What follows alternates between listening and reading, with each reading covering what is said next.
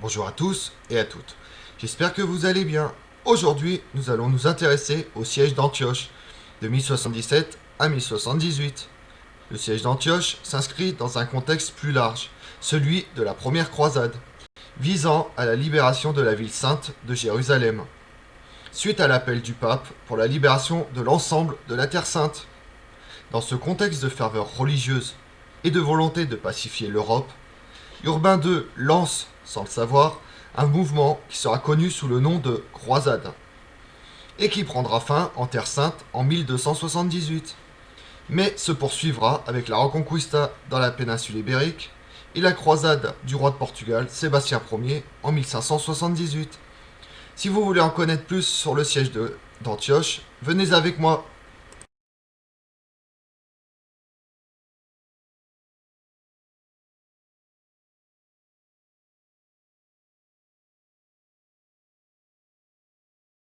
En ce jour de novembre 1095, malgré le froid et la neige tombés sur la montagne entourant Clermont, une grande foule s'est rassemblée pour la venue du pape Urbain II. Quand celui-ci prit la parole du haut d'une simple tribune en bois, il se fit un grand silence. Tout le monde devine que le pape allait parler des nouvelles qui s'étaient répandues dans toute l'Europe à propos de la Terre sainte. Et ces nouvelles sont désastreuses pour la chrétienté.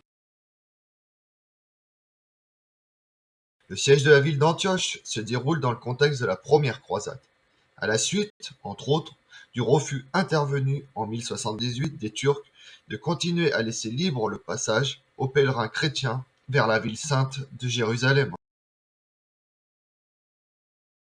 Devant Antioche, on trouve les trois chefs de la croisade. Godefroy de Bouillon, ancien duc de Basse-Lotharingie, abandonnant tous ses titres et richesses pour partir en croisade, Bohémond de Tarente, prince de Tarente, territoire situé en Sicile, et Raymond IV, comte de Toulouse et marquis de Provence. Raymond IV veut lancer l'assaut immédiatement. Godefroy de Bouillon et Bohémond de Tarente préfèrent assiéger la ville. Option retenue, le siège débute à partir du 20 octobre 1097.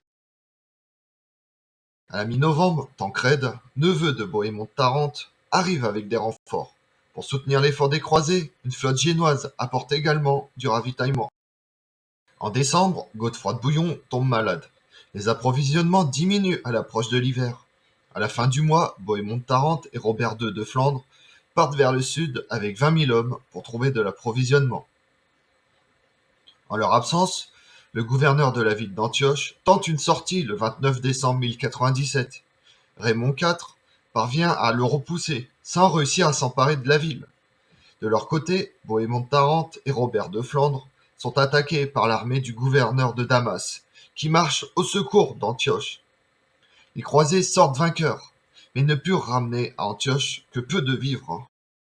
L'approvisionnement de la ville d'Antioche était coupé, or que celui des croisés redevenait suffisant, redonnant courage et ardeur aux croisés. Cette armée était plus importante que les précédentes. L'armée de secours, venant de Mossoul, inclut également des troupes venant de Perse et de Mésopotamie. Elle est rejointe par les restes de celles venant de Damas, vaincues par Bohémond de Tarente et Robert II de Flandre. Les croisés disposèrent cependant de temps pour la recevoir, car l'armée de secours décide de récupérer Édesse, alors occupée depuis 1098 par Baudouin de Boulogne, frère de Godefroy de Bouillon, qui parvient à tenir la ville. La raison est simple. D'abord, pour pas se retrouver pris en tenaille entre l'armée de secours et celle d'Antioche. La reprise de la ville est une question de survie pour les croisés.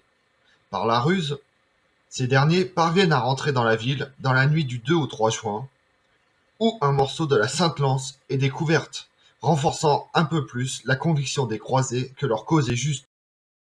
Cependant, la ville n'avait que peu de vivres, et l'armée de secours est en route. Celle-ci arrive 2 jours plus tard, pour tenter, en vain, de prendre la ville le 7 juin. Le 9 juin, les choses s'inversent. Les croisés subissent à présent le siège.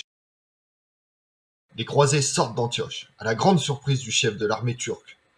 Les croisés subissent cependant de nombreuses pertes. Ils ne se laissent pas décourager pour autant. Renforcés par l'idée que Saint Georges, Saint Démétrios et Saint Maurice combattent à leur côté et leur apporteront la victoire.